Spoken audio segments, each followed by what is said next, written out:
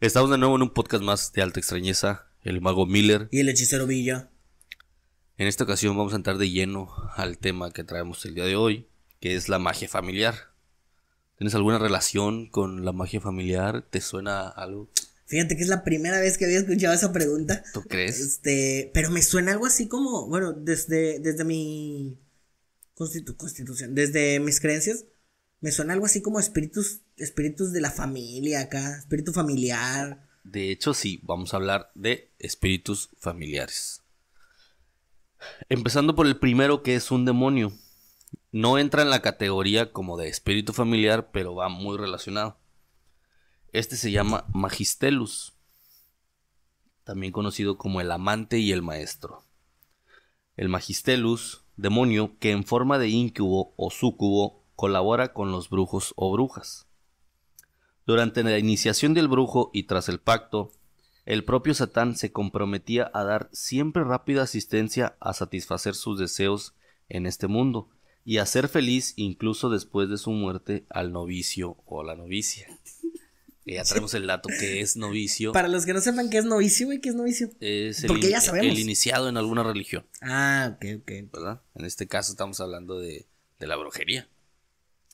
Una vez realizada esta profesión solemne, cada uno de los novicios se retiraba con un demonio llamado Magistelus, o también conocido como Magistelo, para la satisfacción carnal, tomando dicho demonio la forma de una mujer si la persona que debe ser iniciada es un hombre, o la forma de un hombre, a veces de un sátiro y en ocasiones de un macho cabrío, si se trata de una mujer la que es iniciada.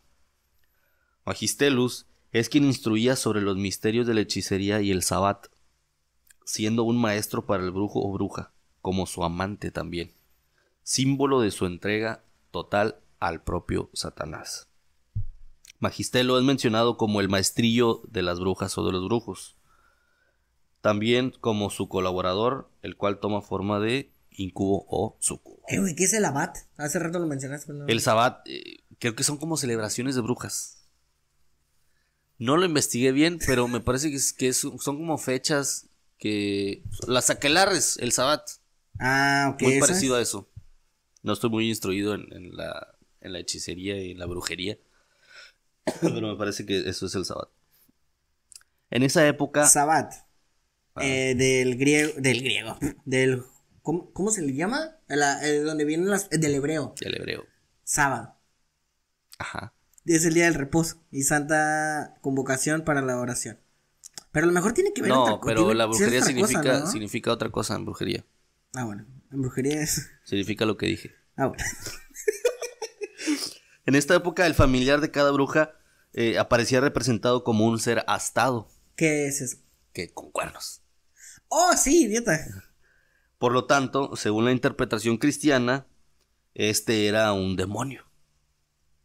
Sí. Que si nos vamos al significado de demonio, es un genio sobrehumano. Ya ves, bueno, no nos metemos más en el asunto, pero el significado de demonio más o menos viene siendo eso, genio sobrehumano. Una persona muy instruida. Ah, ok. El familiar es un espíritu que realiza funciones particulares para la bruja, tanto mágicas como adivinatorias, y puede tener forma animal o no. Ya aquí estamos en lo que es los espíritus familiares que todos conocemos, comunes y corrientes. Según la tradición, sería invocado por personas versadas en lo arcano. También pueden ser dados a ellos por rituales, ya sea de goetia o de teurgia. Y aquí vamos ya a introducir estos términos que vamos a estar usando a lo largo de esta aventura, que es goetia y teurgia. Okay. La goetia es tal cual, brujería. Y la teurgia es lo mismo, pero dirigido a los ángeles. Ah, ok. Digamos magia blanca y magia negra. Magia angelical y magia demoníaca. Ajá. Recordemos que en el episodio 9, el demonio de Boer, se nos dice que da buenos espíritus familiares. En la definición de Boer te dice que aparte de que cura las enfermedades de los humanos, da buenos espíritus familiares.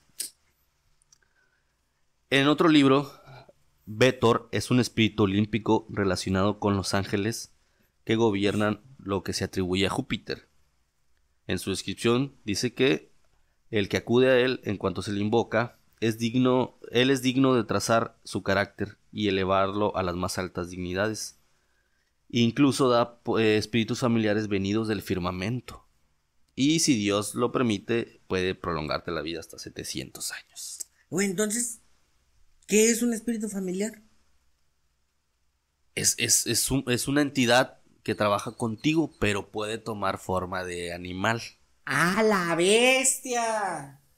Tal cual, es un espíritu, pero Ay. se le llama espíritu familiar porque se quedaba en tu familia durante generaciones. Ah, ok. Y te ayudaba para tareas mágicas, espionaje, espionaje Tareas mágico. básicas, güey. Sí. Derrocar imperios. Y... Habíamos tocado el tema también de los espíritus familiares en el episodio 8 del Maleus Maleficarum, pero muy por encima. El familiar suele ser obediente a su amo y sin tanta inteligencia, aunque existen también otros tipos de espíritus familiares, del tipo félicos, semejantes a las hadas o duendes, los fey y todo eso, ¿no? ¿Qué palabra usan aquí en México para referirse a los duendes, güey? Chaneques son otra cosa, ¿verdad? Sí, lo que pasa es que los aluches y los chaneques son de otra creación distinta. Pero digamos que parecido. Okay. Los cuales sí tienen una mayor inteligencia. Y son ellos los que instruyen al mago en la hechicería. Un ejemplo de ello es el imp de la mitología de Europa. Sí, lo que conozco. se traduce como un diablillo. Diablillo. Es un ser mitológico similar a un hada, un demonio originado del folclore germánico.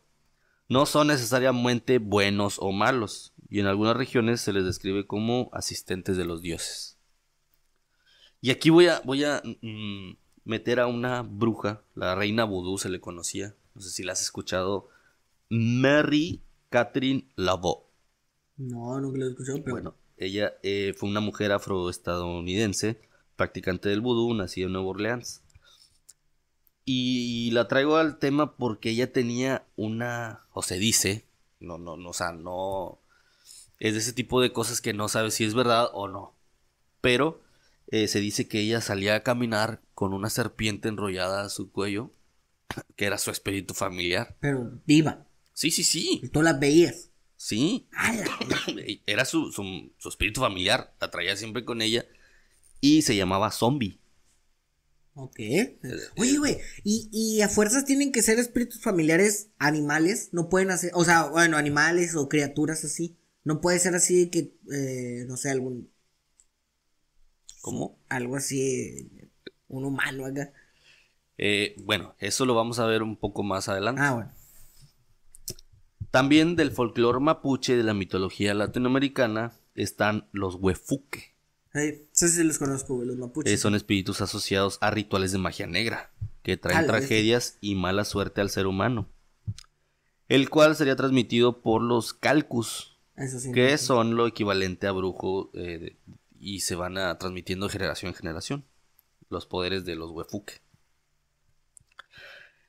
Pasamos del mito latinoamericano al mito occidental, que también cuenta con espíritus familiares. Y podemos nombrar al Inogami y al Shikigami. Ya habíamos hablado del Inogami en el episodio perdido de... ¿Pasamos del latinoamericano al occidental? Sí. ¿O al oriental? Perdón, pasamos del mito occidental al oriental. Okay. Y ya habíamos hablado del Inugami, que era el perro mágico que te da los sueños. Sí. Ese capítulo épico. Lo traigo un poquito más completo, pero primero vamos a ver el Shikigami. El Shikigami, término usado para los espíritus invocados por un brujo o hechicero japonés.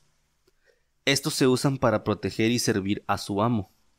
Hay muchos tipos de Shikigamis, siendo el más común el de recortes de papel encantados, que dan la ilusión de ser otro objeto de la vida real.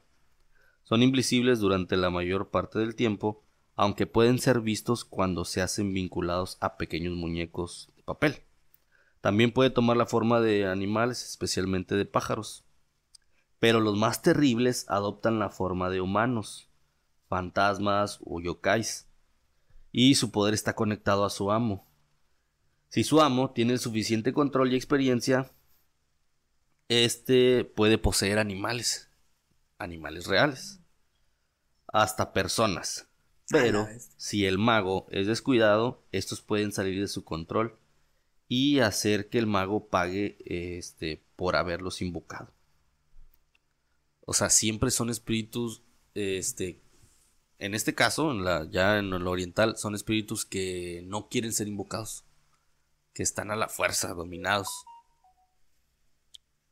A la bestia. A contrario de lo que vemos del folclore europeo, que son pues casi como tus hermanos. Sirvientes, sí, güey. son tus sirvientes y están ahí porque ellos quieren. Y sí, fíjate que sí es cierto, porque en mucha de la literatura escandinava, te iba a decir, europea, por lo regular, siempre que se habla de demonios y cosas así, siempre traen al cuento de que los sirvientes de los así de los magos y todos ellos, siempre eran espíritus pequeños, chiquitos, güey. Sí. O eran diablillos que siempre estaban al control del mago. Y lo vemos siempre representado, por ejemplo, en los espíritus familiares de las brujas, como el gato negro. Ándale. Por eso siempre las representaciones de las brujas se les ve un gato negro. Pero ya hasta es tocando el tema anterior, que es el 10, creo. Uh-huh. Que ya casi es un egregor, ¿no, güey? Sí, ándale. Porque prácticamente yo no puedo pensar, güey, en una bruja y no pensar en un gato negro, güey. Sí, ya está. O sea, ya se da por hecho que la bruja debe de tener un espíritu familiar y ese siempre es un gato. Al contrario de los brujos, que siempre, a lo mejor no siempre, pero normalmente se le ve representado como con un búho. Ándale. Ya lo ves. Sí es cierto. Como Merlín siempre tenía su búho. Al menos el de la película, ¿verdad? ¿Cuál? No lo recuerdo. El mago Merlín. No lo recuerdo. Bueno. Nada más recuerdo el de la espada en la piedra. ¿Ese? Ah, sí, tenía un búho. Sí, tenía un búho. Ah, no lo recuerdo. Y pasamos al Inugami. El Inugami se ve idéntico a un perro ordinario para mezclarse con la sociedad. Sin embargo, su verdadera forma es la de una cabeza de perro momificada y disecada, a menudo atada con atavios ceremoniales. Esto se mantiene a salvo y lejos de las miradas indiscretas, en un santuario secreto en la casa de su dueño. Y nadie sabe quién es el dueño del Inugami, güey. No. Precisamente porque tú haces el Inugami. Tú lo invocas, Tú lo invocas, tú lo fabricas. En este caso el Inugami tú lo fabricas. se fabrica. Y pues más adelante traigo la fabricación del Inugami. Se decía que los hechiceros poderosos podían crear estos espíritus a través de ceremonias monstruosas y usarlos para todo tipo de actos nefastos. Los Inugami sirven a sus amos con lealtad, realizando tareas como un perro fiel. Son leales a una sola persona y a una sola familia, o a menos que sean gravemente maltratados, permanecen leales para siempre. Estos espíritus se pueden transmitir de generación en generación como una reliquia. Y cumple con lo que ya habíamos hablado de ser un espíritu familiar. Fíjate que me trae a la memoria ciertas influencias asiáticas, güey, al respecto de que hay familias que no digamos que su espíritu familiar, pero es como tal un espíritu familiar. El hecho de que, por así decirlo, güey, un coyote salvó al abuelo. Ajá. Y el animal se vuelve un espíritu familiar para la familia, para el resto de su vida, güey. Eso nunca lo había visto. Yo sí lo he visto y lo tengo aquí en la mente porque en mucha, no es cultura, pero en algunas películas chinas, güey. Esto te estoy hablando de chinos. Muy oriental. He visto de que le agradecen así, como aquí, no sé, a lo mejor tomemos un ejemplo, güey, el dios del maíz, ¿no? Ajá. Allá toman así de que al kitsune. Ah, ok, bueno, los que el kitsune. Y termina siendo una representación de un espíritu familiar para la familia, güey. O sea, realmente ya. La familia, generación tras generación, se les inculca güey, Tú tienes que orar, no orarle, ¿cómo se dice? ¿Cómo se le dice, güey? Venerarle. Venerar al dios Kitsune, güey. ¿Estás diciendo que entonces en mi familia el espíritu familiar es San Juditas Tadeo? Tu espíritu familiar es la Virgen de Guadalupe, güey.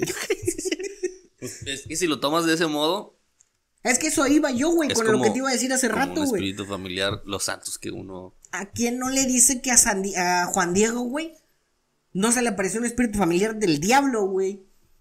Ajá, exacto. Y se le metió así y ya es prácticamente una religión. Sí, exactamente. Porque la Virgen de Guadalupe nomás existe en México, güey.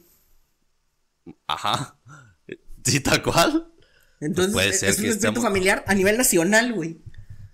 Y estamos haciendo actos de brujería, güey. Porque esto es de muy brujería. Los espíritus familiares. ¿Ah, neta? Sí. Pues es que no. O sea, por ejemplo, antes de que existiera como tal la historia de Juan Diego, güey, pues nosotros hacíamos brujería, güey. Sí. México estaba basado en brujería. Ujú. Y siempre había. Pues tú lo mencionaste, ¿no? En algún punto. Ajá. No, creo que no fue en este podcast, güey. Fue en otro que no existió nunca. Ah, ok. En donde me mencionabas que los espíritus de los animales se encarnaban en las personas, pero no era ok. como tal, güey. Sí. Entonces significa que ya teníamos como un nivel de magia elevada, güey, a nivel azteca maya, güey, lo que... Sí, o sea, teníamos un manejo de lo oculto Bien muy perro, muy elevado, güey. Entonces, yo siento que por ahí fue el hecho de que la Virgen de Guadalupe, güey, Ajá, o sea, ajá. realmente Pues se puede introdujo, ser. güey, porque, te digo, no existe en otro lado más que en México. Sí, solamente en México. Pues sí, es un egregor Es un egregor güey, totalmente mexicano, güey. totalmente mexicano, güey. Y no lo mencionamos en este capítulo. Sí. Y al contrario, estas entidades orientales, al contrario de las europeas y las occidentales, como que no piden nada al mago. Porque, por ejemplo, los espíritus familiares de las brujas sí se les debe alimentar. Normalmente se les alimenta con leche y mezclada con sangre del brujo. Ay, güey. Fíjate que eso de la sangre del brujo, ¿sabes dónde lo vi? ¿Cómo se llaman? ¿Cómo se llaman los espíritus? Bueno, no los espíritus. Las creaciones esas que son a partir de. Estuvo mucho de moda, güey, hace mucho tiempo. Homúnculos. A los homúnculos, güey. Yo no me acuerdo de dónde leí ese pequeño texto, que era un pequeño texto, güey, Ajá. donde te decía que el homúnculo iba a ser tu sirviente, güey, siempre y cuando lo alimentaras con tu sangre, güey. O igual, de hecho también lo tomamos en el episodio 3, el del libro de la vaca. Que tú creabas un pequeño ser en un envase al que le mezclabas sangre, lo alimentabas con leche.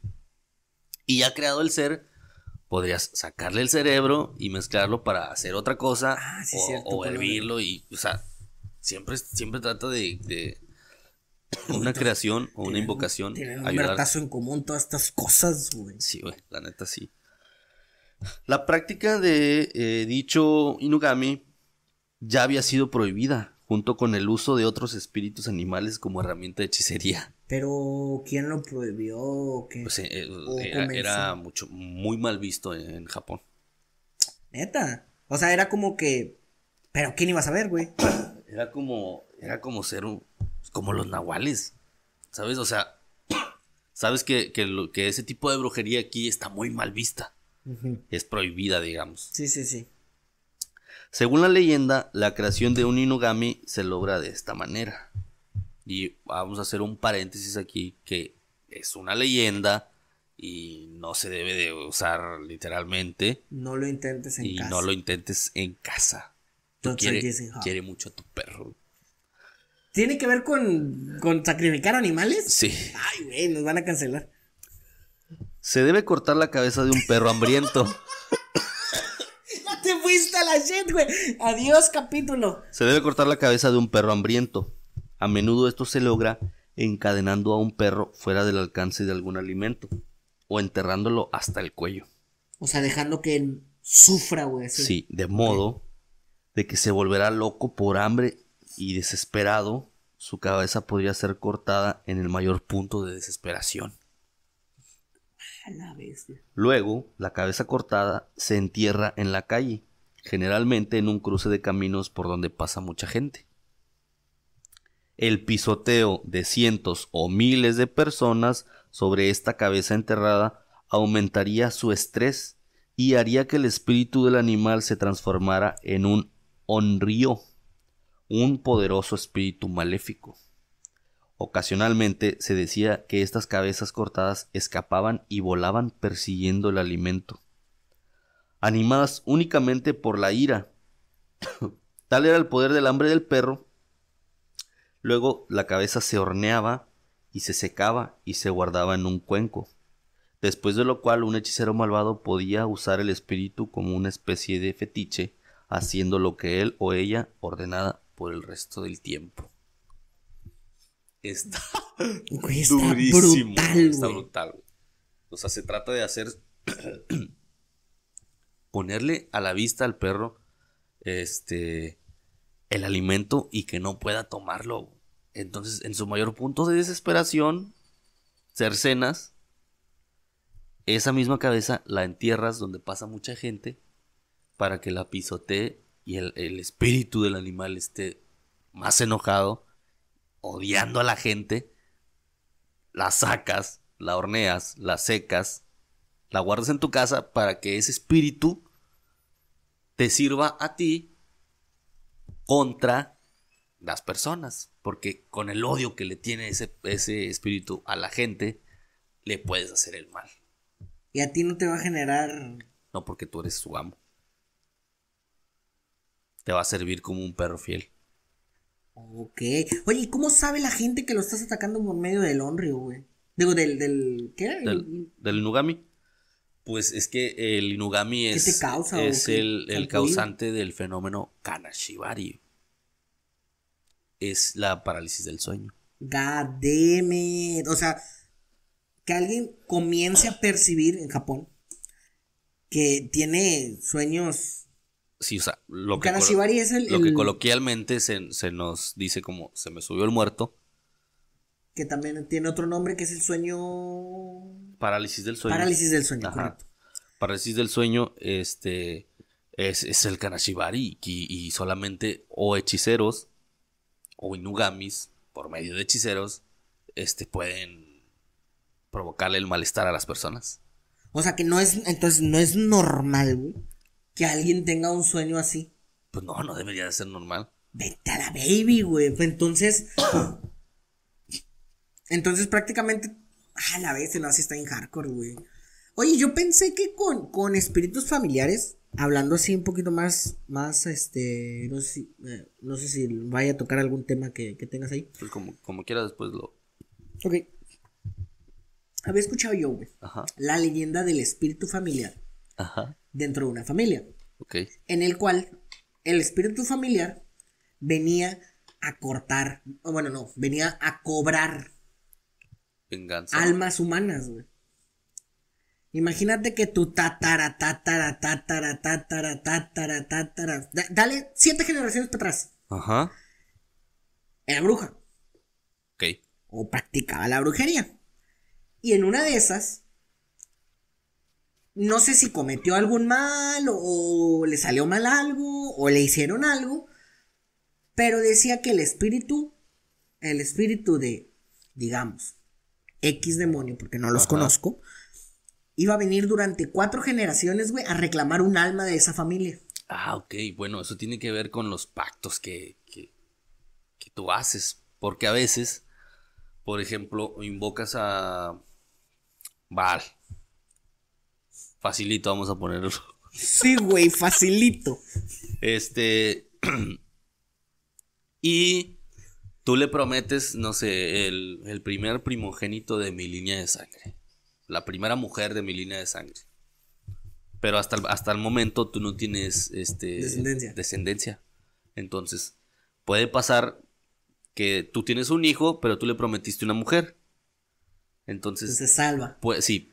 Brinca. Ya brincaste una generación. Y luego después de esa generación, si tu hijo tiene un hijo, pues no pasó nada. Se brincó otra generación. Pero si el hijo de tu hijo tiene una mujer, va a regresar a a reclamarla.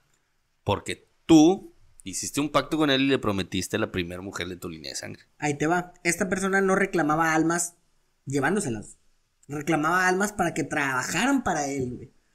Entonces, durante 7 generaciones, y a mí me tocó la 7ª escucharla, de voz. Ajá.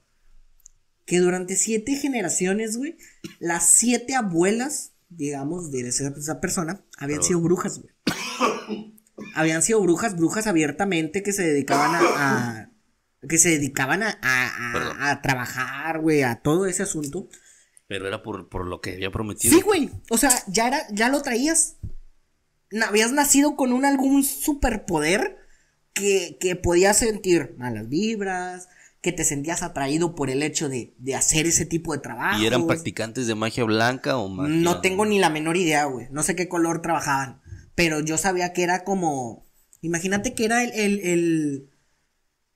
la magia que conocías tú, pero que trabajaba con demonios. O sea, era como magia mexicana. Imagínate magia mexicana, pero con demonios.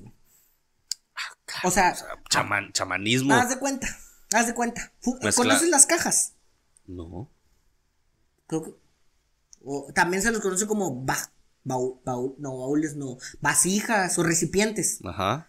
Que entra el espíritu en ti. Un medium. Haz de cuenta. Ah, ok. Esa era la brujería que ellos practicaban.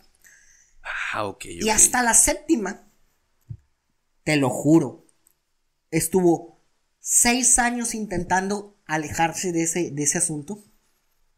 No lo logró, güey. O sea, más, güey, que ella decía, me voy a alejar de esto, mi camino es, no sé, güey, Dios, Buda, Jehová, quien quieras creer, güey. La brujería la llamaba. La llamaba, güey. La sacaba del lugar donde estuviera y la llevaba, güey. Decía, es que no entiendo por qué. Es como decir, el niño que le gustaba el fútbol, güey. Ajá.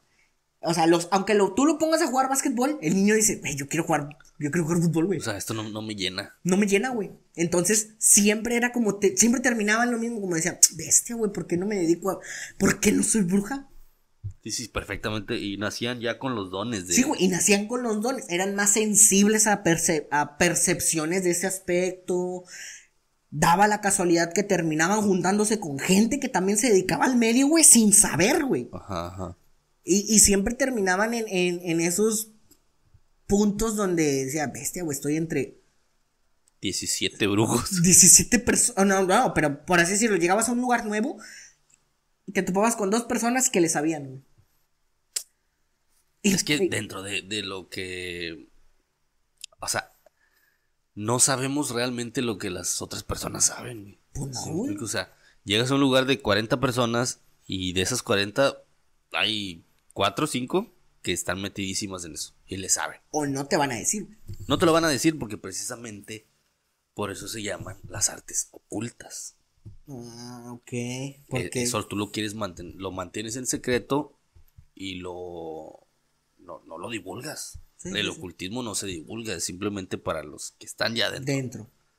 Y otra, bueno, esa era la primera leyenda y la segunda era bueno, no leyenda, ¿verdad? Así me tocó ver. Pero yo la digo como oye, leyenda. Es una leyenda. Y la otra era llevarse al primogénito, güey. Siempre, güey. Al varón se lo llevaban. Siempre. Pero se moría.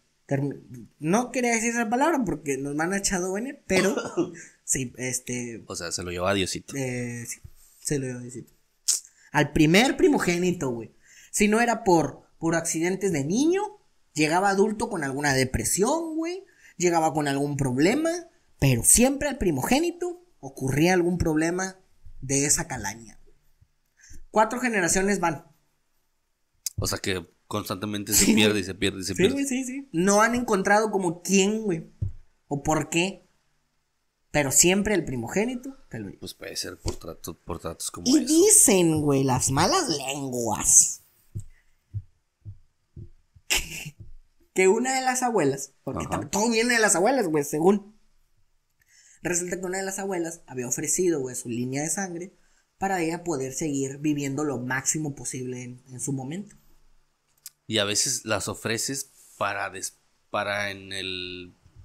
entre comillas, otro plano, esa abuela siga haciendo de las suyas, güey. O sea, quedarse como un espíritu que anda ahí. O sea, familiar, güey. Ujú. Porque también me ha tocado mucho ver, güey, que a la hora de cuando funerales y cosas así, que las personas les hablan, güey, pero dicen, es que es tan real, o sea, no lo siento tan, no es un sueño, güey, estoy en la tumba, o estoy en momentos donde estoy recordándola y se hace tan real, güey, que O sea, me habla, güey. se vuelve a ser lúcido todo. Sí, como un turpa, güey, se vuelve tan real, güey. Es que a veces es el poder de la imaginación. Pues puede que sí sea la imaginación, ¿verdad? Pero hay mucha gente que también ha deceso por esa razón, güey. Y sí conozco varios casos, güey. Fuck, güey, pues si te pones a pensarlo, pues hay mucho tema de esto, güey. Nah, pues que ser el hechicero bien, güey. Llevamos 31 minutos hablando de espíritus familiares, güey. Y yo creo que con esto, con estas dos leyendas que nos acaba de proporcionar el hechicero Villa, terminamos con este episodio